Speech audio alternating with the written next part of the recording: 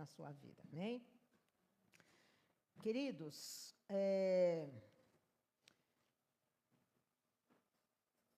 a gente às vezes ouve das pessoas, né, que a vida, ela não vem com um manual de instrução, né?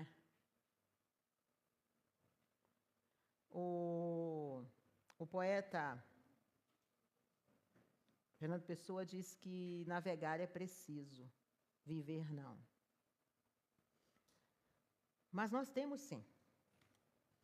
Deus deixou um manual de instrução.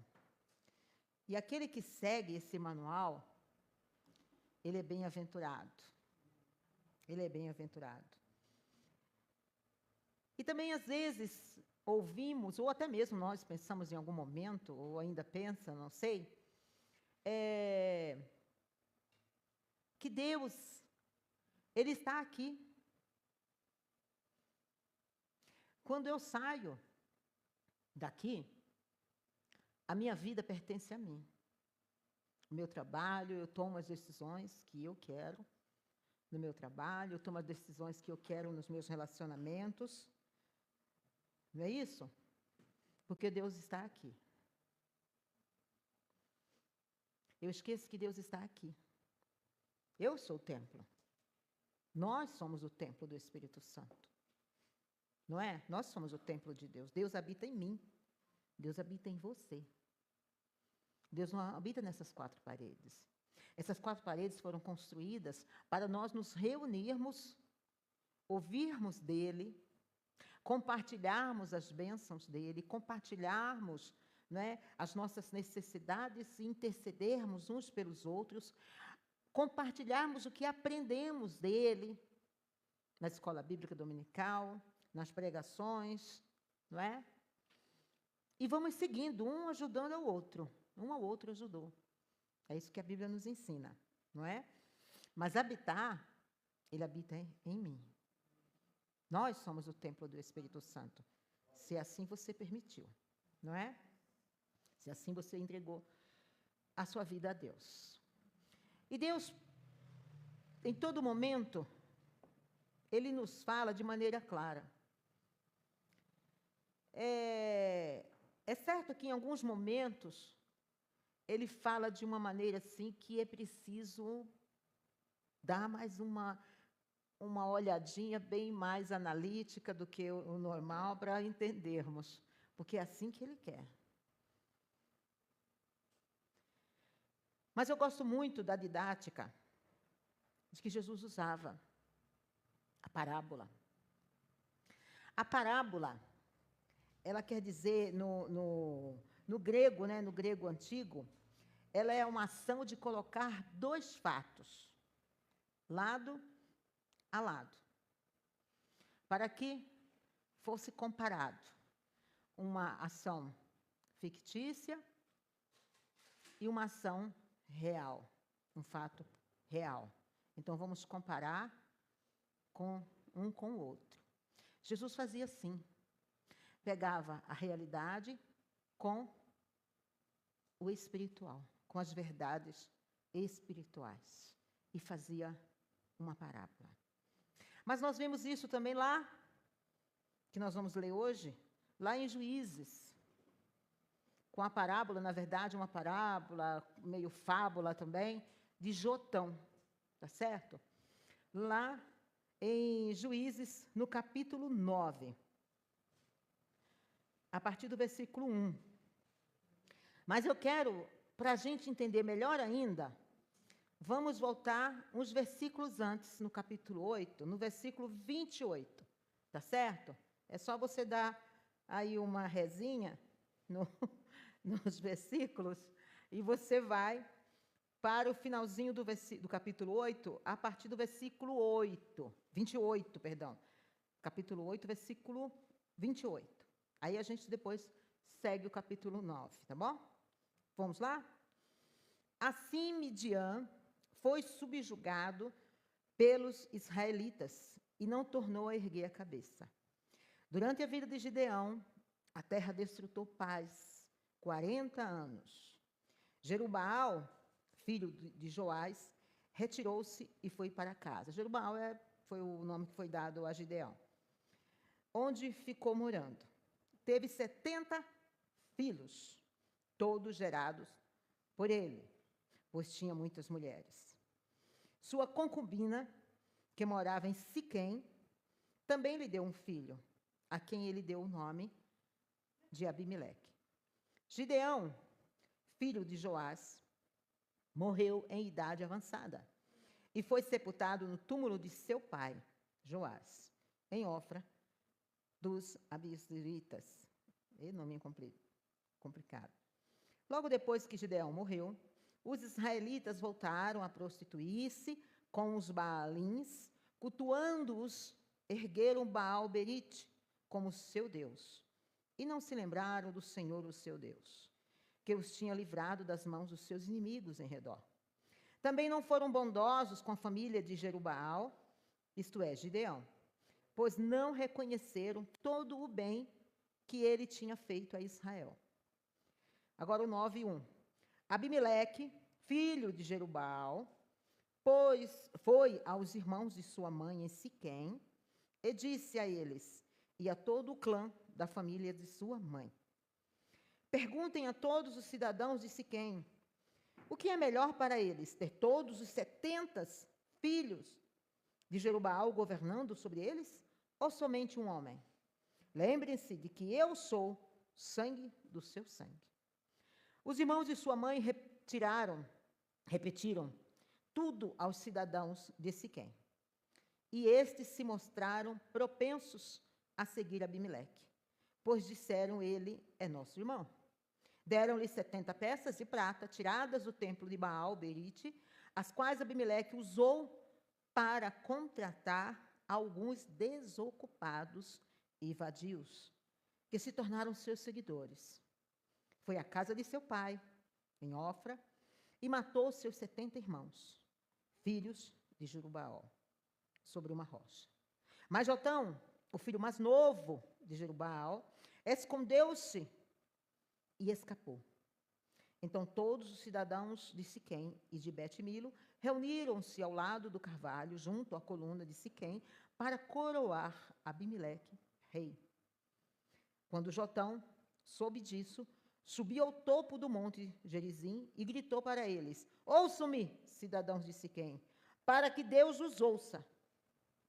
É aqui que começa a parábola, irmãos. Parábola, meio fábula também, é um misto.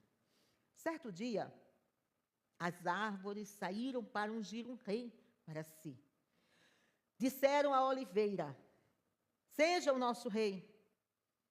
A oliveira, porém, respondeu: deveria eu renunciar ao meu azeite, com o qual se presta honra aos deuses e aos homens, para dominar sobre as árvores?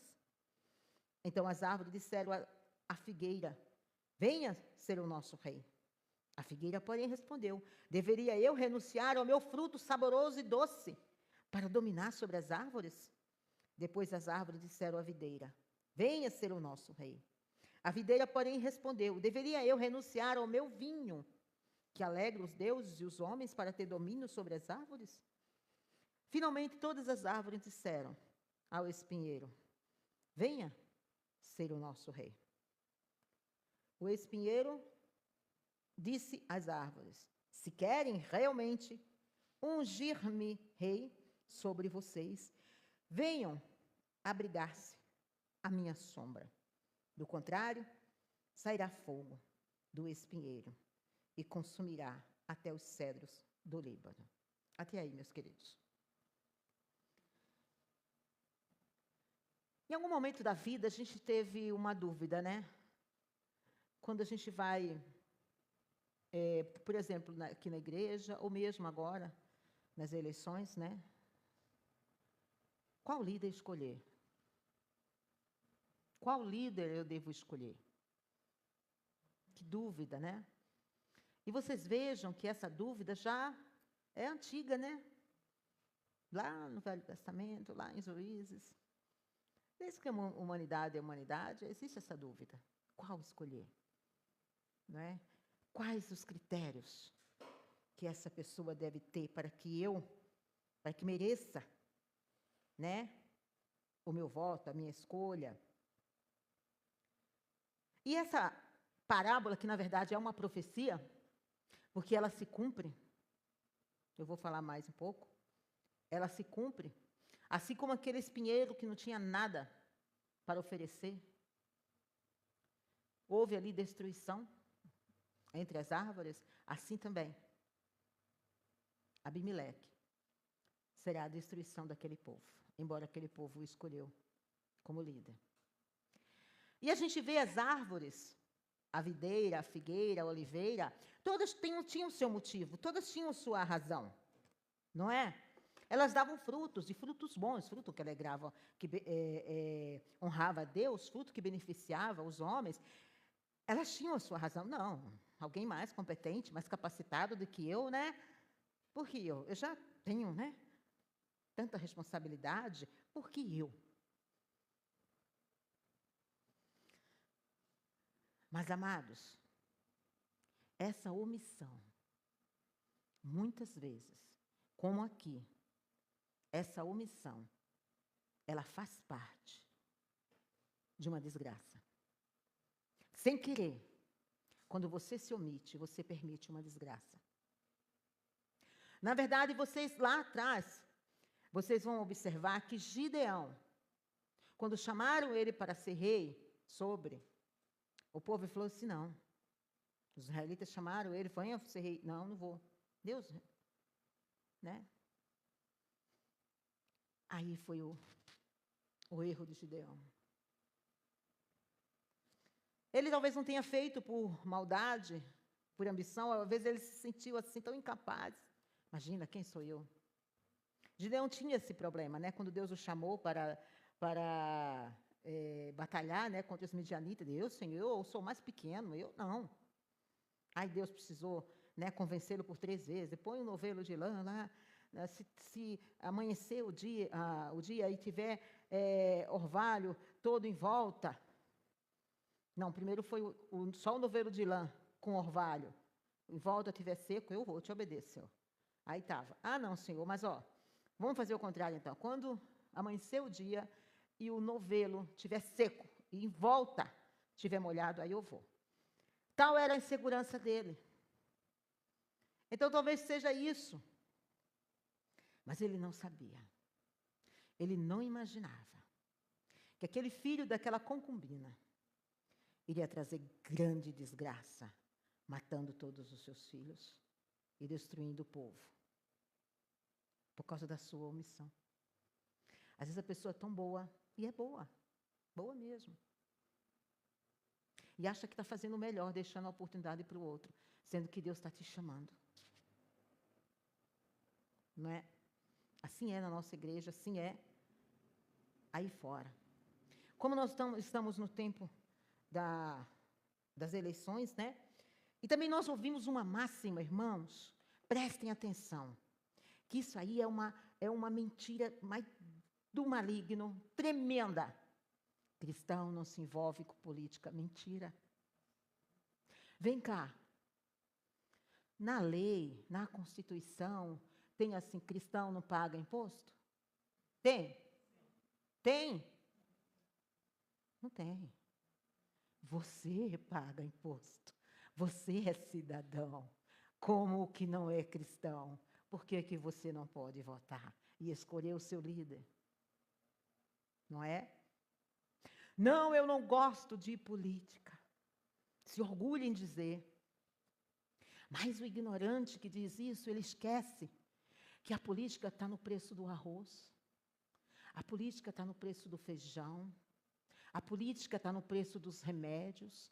A política está nas empresas que abrem ou fecham, como desgraçadamente, nós estamos vendo, né?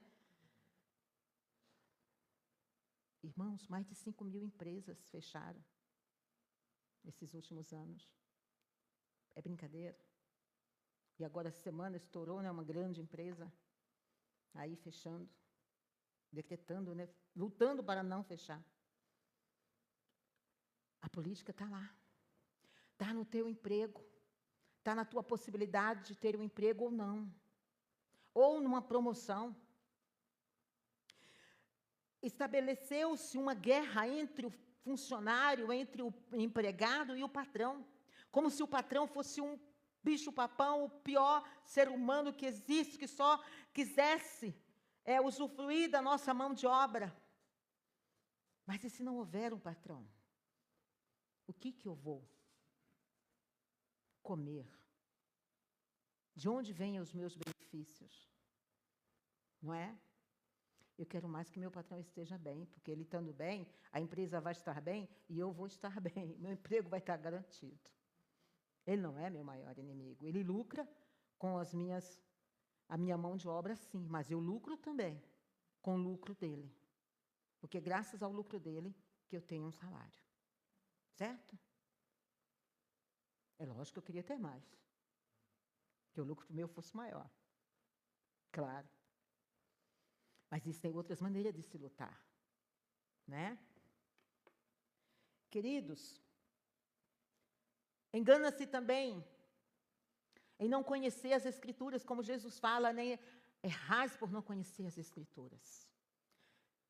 Crente não se envolve com política. Moisés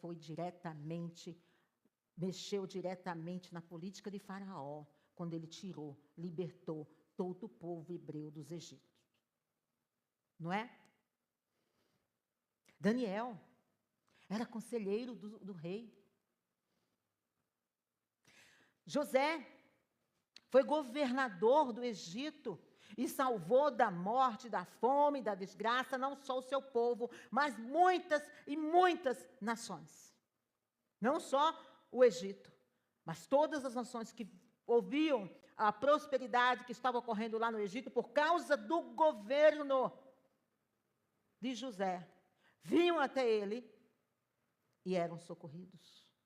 Olha que bênção que é um homem de Deus na liderança, não é? Tantos outros. Você imaginou se quando aqueles homens, aqueles filisteus, Golias, enfrentava ali e humilhava o povo de Israel, e Davi chegou, Davi não tinha nada a ver, Davi não era soldado, Davi foi levar comida para os irmãos que seu pai mandou, ele chegou lá, já pensou se Davi chegou a falar, não, isso não é comigo. Crente não se mete em política, isso é coisa de política, eu não vou me meter nessa. Meus irmãos são capazes, eles são soldados, eles são guerreiros, eles estão armados. Eles são acostumados, eles têm escudo, eles têm armamento, eles têm o uniforme deles. E eu não vou me meter nessa. Já pensou se Davi pensasse isso? O povo estaria talvez exterminado hoje. Mas Davi foi. Não com a sua própria força contra Golias. Ele foi como? Em o nome do Senhor dos Exércitos. Em nome de Deus, ele foi guerrear, ele foi ali fazendo aquela política, não. Aqui não, você não vai subjugar esse povo, não. Aqui tem uma pessoa que vai contra ti, contra toda a sua perversidade, contra toda a sua maldade, contra toda a sua opressão, mas eu não vou com essas armas, eu vou em nome do Senhor dos Exércitos, com as forças que eu tenho. E venceu.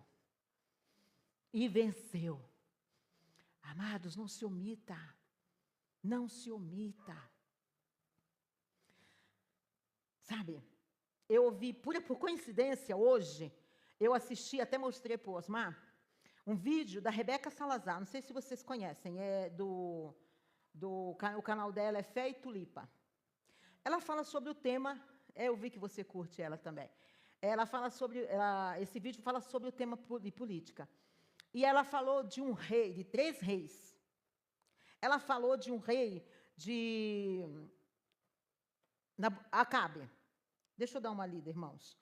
Acabe lá em 1 a Reis, deixa eu anotei aqui, 1 Reis 16:30, que diz assim: Acabe, filho de Omri, fez o que o Senhor reprova, mais do que qualquer outro antes dele. Acabe foi o pior rei que existiu. Foi o pior rei de Israel. Ele não só deixou a sua mulher, a Jezabel, colocar deuses estranhos dentro do templo do Senhor, como ele fez o povo adorar, como ele permitiu o assassinato de crianças. Oferecia crianças.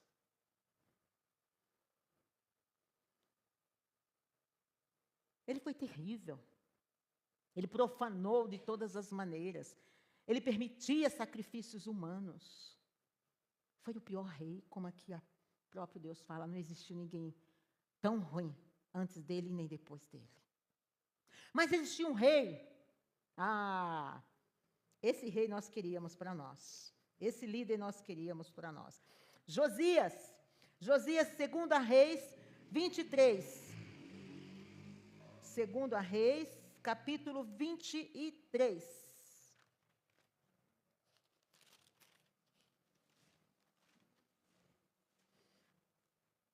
23 e o versículo 25.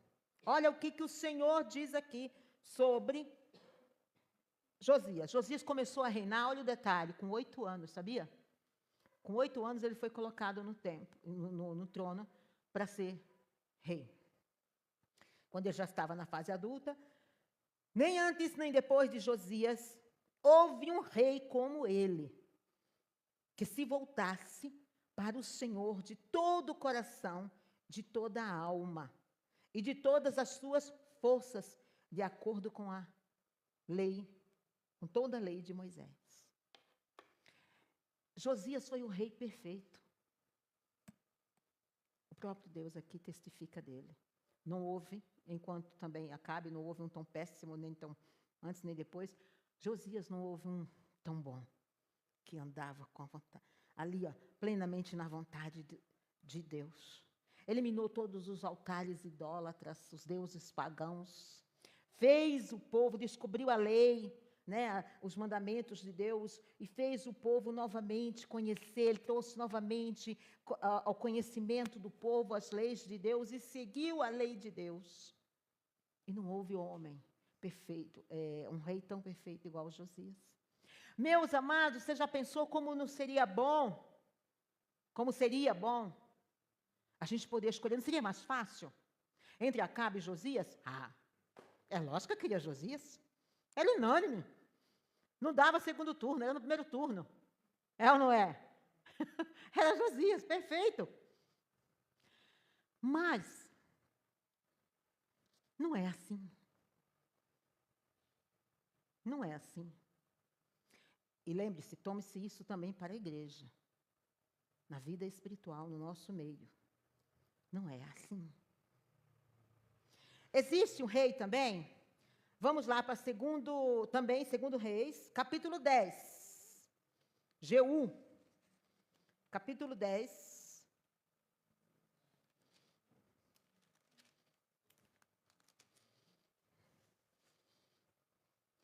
Versículo 30.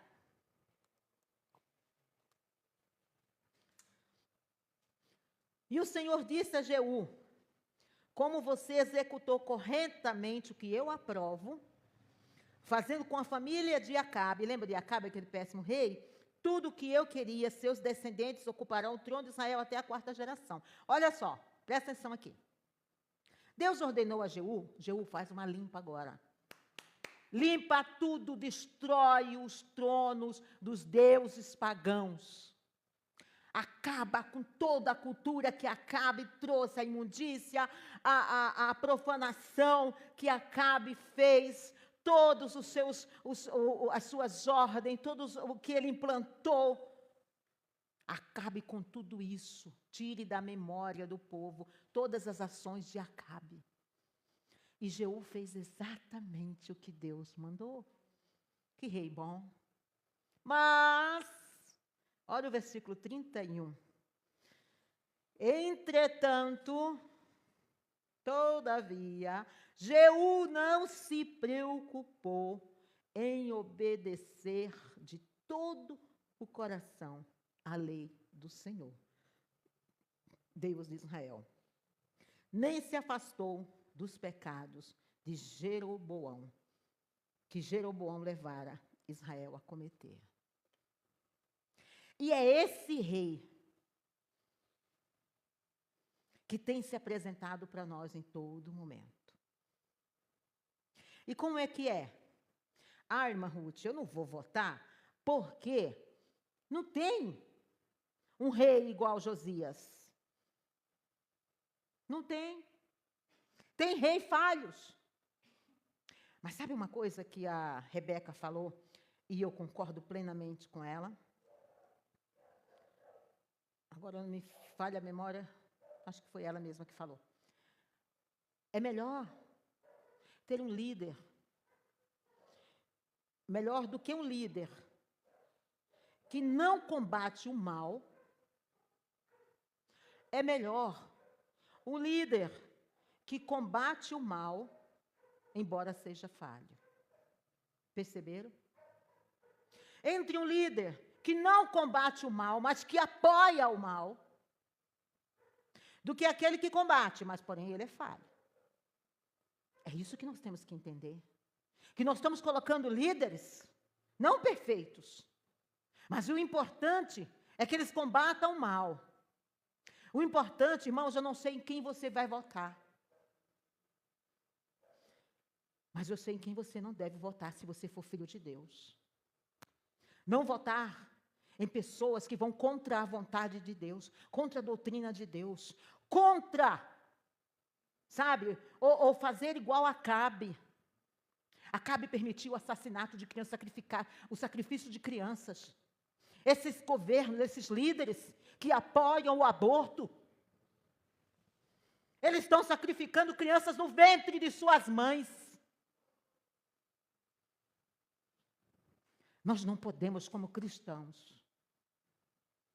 Ah, mas meu dever é pregar o evangelho. É amar o próximo. E o que está no ventre indefeso não é teu próximo. Quando você se omite, não vou votar. Você está indo a favor. Ah, não estou. Você que pensa que não. A matemática diz que sim. Você está apoiando aquele que sacrifica a criança no ventre da mãe. Assim como o rei Acabe deixava que aquelas crianças fossem jogadas nos braços incandescente daquela estátua, incandescente. Ideologia de gênero. Você está, como cristão, se você apoia, você não é verdadeiramente um cristão. Ou você não está entendendo o que é ser cristão. Certo? A política está em tudo. O teu próximo não é só aquele que está do teu lado. Não é só aquele que você prega o evangelho, mas o teu próximo é aquele pai de família que vai ficar desempregado graças a uma política nefasta de um governo que não pensa na humanidade, só pensa nos seus bolsos e no bolso de seus amigos, enriquecendo cada vez mais a sua família, os seus filhos, os seus amigos, os seus comparsas, e o povo cada vez mais pobre, inchando cada vez mais os impostos, acrescentando cada vez mais impostos para dar benefícios à população, para enganar. Só que por enquanto, porque logo vai cessar. Porque quem paga esses benefícios sou eu e você que trabalhamos. E quando as portas do desemprego chegarem até mim, como é que nós vamos pagar? Como essas pessoas que se beneficiam hoje vão receber? Vocês percebem que é uma ilusão? É sério? É muito sério. Sabe o que o John Calvino falou? Eu até anotei para não esquecer, porque quando a gente fala a gente tem que falar literalmente. Ele falou o seguinte, olha que coisa séria, e vós, a quem Deus, viu? Deu a liberdade de escolher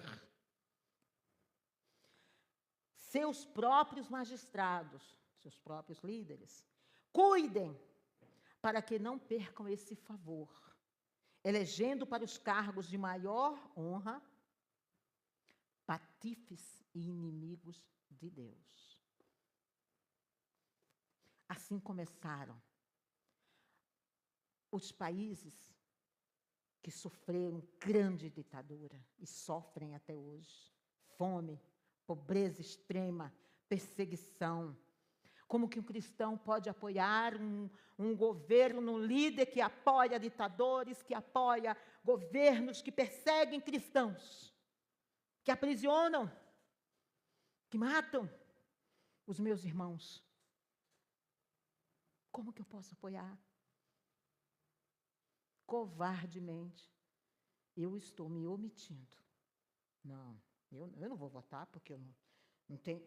Perfeito, é só Jesus Cristo. Você esqueceu que Jesus Cristo não está na eleição, não está concorrendo a cargo de presidência, de governo, de senador, de deputado. Não é Jesus Cristo que você tem que votar, não é no perfeito. Ele sim é perfeito. Josias já morreu faz séculos. Foi o único. Como líder humano, Josias foi o único.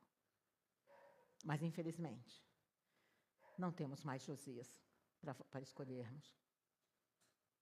Então, vamos votar naquele que é falho, mas ele luta contra o mal.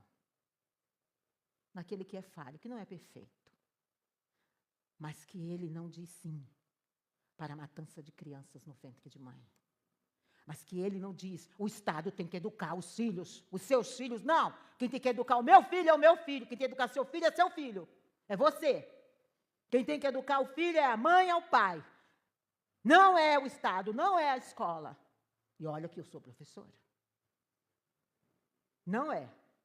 Muito menos o Estado. Muito menos o Estado. Nós não vivemos num comunismo? Por enquanto. Se não permitirmos. Quem manda na minha casa, na educação dos meus filhos, quem diz o que o meu filho é, ou que deve deixar de ser, sou eu, é você. Mãe e pai, não é o professor, não é o Estado. Certo? Então, pense no líder que você está colocando lá. Pense no líder que você está colocando na igreja, no ministério da igreja. Pense, porque é muito sério. Não deixe que patifes e inimigos de Deus assumam o poder. Grandes homens de Deus, ainda próximo a nós, fizeram parte da política. Nós vimos lá o britânico Wilberforce, ele junto com o pastor John Newton, eles conseguiram a libertação dos escravos, a cessação dos navios negreiros. Filho de Deus. Ele era um deputado no parlamento britânico. Se uniu ao pastor. E juntos escreveram essa lei. E foram libertos os escravos e acabou os navios negreiros. Samuel Rutherford, ele escreveu: a lei está acima do rei. Não é o rei que dita as leis. Ele está acima, ela está acima dele. Não. A lei é para os meus inimigos. O braço da lei é para os meus amigos. Para mim, para os meus filhos, para a minha família. Não. Eu estou acima. Ninguém está acima da lei. Nenhum magistrado. Ninguém. Homens de Deus, que tiveram coragem, e têm ainda hoje, homens de Deus lutando. Muitas vezes são falhos, sim, mas eles estão lá combatendo. Porque eu não estou votando em Jesus Cristo. Eu estou votando num homem que falha, sim. Eu não concordo 100%. Eu li essa semana, eu sempre gosto de ler, em cada eleição, as propostas dos governos, principalmente quando é presidente, governador. Na verdade, eu gostaria de ler dos deputados. Alguns deputados eu conheço, mas não chego a ler com tanta minúcia. Porque esses são os que eu mais me preocupo. Presidente e governador são os que eu mais me preocupo.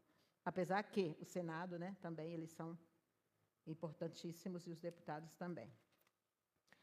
E um dos candidatos, ele diz assim, que tudo aquilo que ele está escrevendo ali, tudo aquilo ali, é possível de realizar. Só que ele está na reeleição, e não fez nada até agora. Se é possível, por que não já fez? Há quase 20 anos atrás, quando se candidatou pela primeira vez, se elegeu pela primeira vez, por que não fez? Vocês estão entendendo? A Bíblia ela tem uma vantagem de ensinar o povo de Deus a pensar. E é por isso que ela incomoda, é por isso que a igreja incomoda. Vocês percebem que toda a história humana sempre tem o cristão no meio? Isso incomoda. A primeira coisa que os ditadores fazem é fechar as igrejas, porque a Bíblia ensina a pensar. Ou vocês acham que num país comunista eu estaria falando o que eu estou falando agora? Ou você acha que muitos pastores não estão sendo perseguidos aqui no Brasil?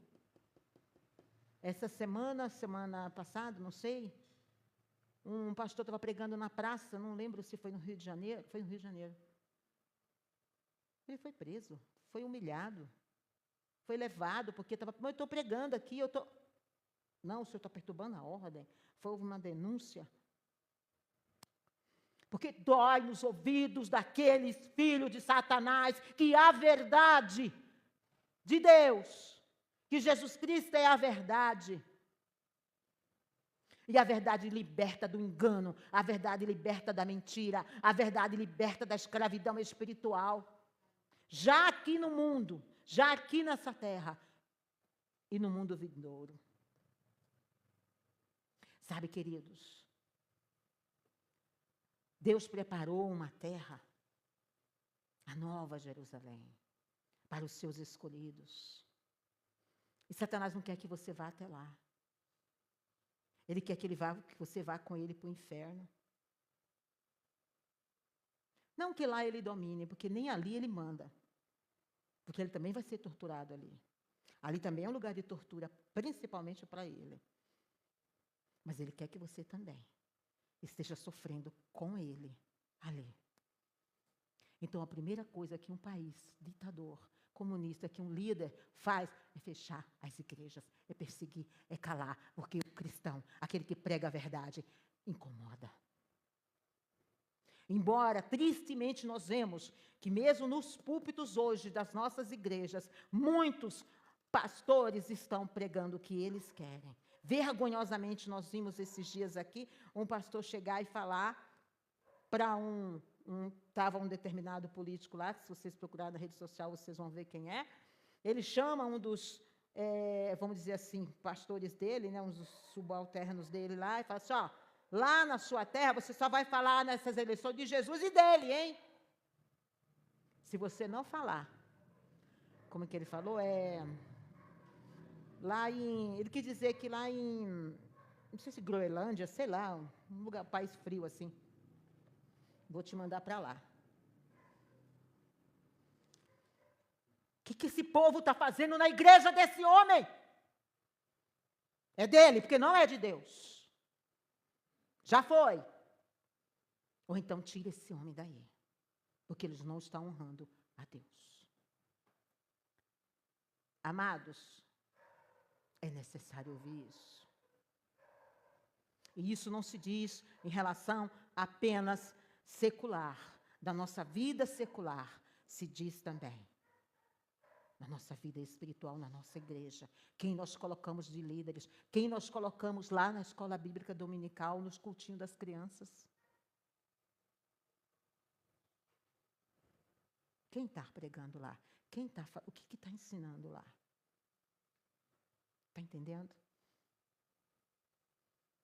Está entendendo como é sério? Intercessores. Como que a gente coloca a pessoa intercessora ali? Vê o endemoniado. O intercessor fica junto, endemoniado junto com ele. Ah, porque é minha amiga, porque eu gosto muito dela. É preciso ter uma vida com Deus. Andar com Deus. Né? O povo de Deus, ele peca muito, sabe do quê? Pela própria inocência. Ah, eu não quero julgar. Amados, você não pode condenar, mas julgar, sim. Analisar, Deus fala. E Deus ainda fala assim, que os filhos das trevas são mais prudentes do que o da luz. Sabe por quê? Porque os filhos da treva sabem do que eles são capazes. Então, eles ficam atentos. E nós nos desarmamos. Ah, meu irmão, recolhemos todos, vamos amar todo mundo. Todo mundo, ai que belezinha, vamos receber todo mundo. Não é assim. Ah, está julgando, não é condenando, é julgando sim. Estou analisando a sua atitude. Estou analisando os seus frutos. Estão de acordo com a palavra de Deus? A tua vida espiritual está de acordo com o que você diz, com o que você vive no seu trabalho, com o que você vive na sua família? Está entendendo? Não é condenar. Condenar é Deus que dá a sentença. Eu não dou, mas eu analiso. Se a gente fizesse sempre assim, irmãos, a gente não cairia em cada presepada, não é? Nosso Deus! Em cada uma que a gente cai, não é verdade?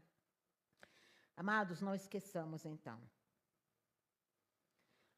Abimeleque, ele levou a desgraça e a destruição para a família de seu pai, matando aqui os seus irmãos. E também para aquela nação que o escolheu como rei. Lembra do espinheiro? O espinheiro não dá fruto. Ele não dá fruto. E Abimeleque não tinha fruto para dar. Eles não analisaram isso. Eles, em primeiro momento, eles recorreram às árvores que dão frutos. Nós, dentro da igreja, vamos melhor. Ah, aquele irmão que é uma bênção, aquele irmão. A gente vai, né? Mas aquele irmão, às vezes, se omite. Aí pega, né? Vai você mesmo. Mas fulano, irmã. Não, mas é que ninguém quis. Vamos fazer mesmo. Ele quis. Ah, o espinheiro, oba, eu quero. Eu quero. E foi a desgraça do povo de Siquém. Levou morte.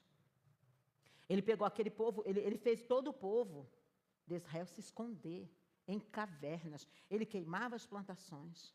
Ele roubava os gados. Não parece o comunismo? Lembra, né? A primeira coisa que eles fazem é tomar as terras, tomar os gados. Eles iam em cavernas, escondidos como bicho. Foi isso que Abimeleque levou para aquele povo. Porque aquelas árvores frutíferas, elas se omitiram. Porque Gideão, quando os homens falam, você e seus filhos, não aquele filho que morava lá em Siquém da concubina. Gideão imprudentemente disse, não, eu não sou digna.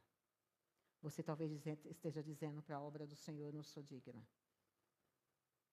Irmão, deixa eu te falar uma verdade. Tão certo como Deus está aqui, entre nós, e Ele está me ouvindo, e Ele sabe disso. Eu não sou digna de estar aqui. Eu peço sempre a Deus, Senhor, manda alguém capacitado, manda mais alguém, manda alguém para ajudar o pastor Evandro, manda alguém. Eu não me sinto capaz de estar aqui. Mas eu não consigo dizer não. Eu não consigo dizer não. O pastor fala, irmã, a senhora me ajude, leva a palavra. Eu não consigo dizer não ao chamado de Deus. A minha escolha é estar como vocês, aprendendo, me alimentando. Eu não vejo a hora, nós não vemos a hora de estar lá no encontro de mulheres, lá no Congresso de Mulheres, lá em Águas de Lindóia, agora dia 11. Nós vamos passar 3 dias, vai ser uma bênção. 3 dias ouvindo a palavra, lá não preocupando com nada, mas nem forrar, a cama de forra, né? Deixa que a camareira forre. Bênção. Só ouvindo, só se alimentando da palavra. Amados, como eu amo, eu gostaria de estar aí. Mas Deus falou assim, filha, vai lá e fala. Não se omita. Mas eu sei que tem pessoas mais capacitadas que eu estão se omitindo. Tem oliveiras aí, tem figueiras aí, tem videiras aí, dizendo não. Vamos pensar melhor, né? Vamos dizer. Porque o verdadeiro serviço, lembra que as árvores falavam, eu honro a Deus e beneficio os homens. Porque a religiosidade sem Deus é puramente religiosidade. Ela tem que beneficiar, ela tem que honrar a Deus e beneficiar os homens, tá certo? Porque senão é uma caridade sem Deus, tá certo? As duas coisas se completam. Servir a Deus e beneficiar os homens. Então pense que o teu próximo, eu ouvi essa palavra e não esqueço, o teu próximo pode ser aquela criança no ventre da mãe, que vai ser assassinada, se você votar no líder que apoia isso. Tá certo? O teu próximo é aquela criança que está com a sua mente sendo formada, doutrinada, numa ideologia. O teu próximo. Amém? Que essa palavra de reflexão fique nos seus ouvidos, na sua mente. E frutifique. Analise. Faça o que Deus fala. Deus fala assim, ó. Venha, traga os seus questionamentos diante de mim. O próprio Deus chama você para questioná-lo.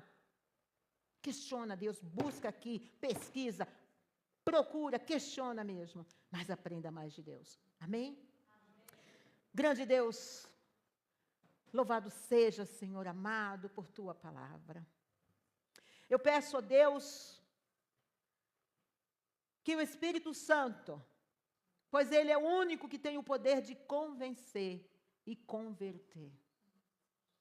Essas vidas que hoje ouviram esta mensagem, as vidas que estão ou que ouvirão ainda essa mensagem através dos canais, seja, Senhor amado, convencidos pelo Espírito Santo.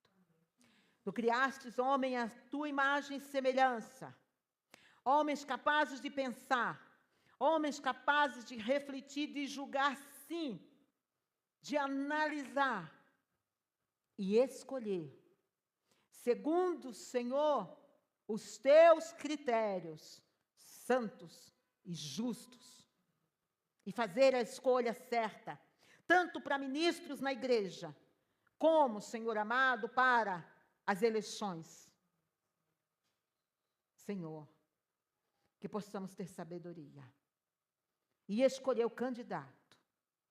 Ó Deus, seja para governador, para prefeito, vereador, quando houver, mas esse ano, governador, senador, deputado federal, deputado estadual e presidente. Que possamos, Senhor amado, escolher segundo não o meu critério, mas o teu critério. E certamente, Senhor amado, nenhum deles ali é perfeito. Mas eu quero escolher aquele que é falho sim, mas que ele combate o mal. E que ele, Senhor amado, não persegue a tua igreja. E que muito menos ele apoia o assassinato de crianças. E nem ensina ideologias que não venham de ti.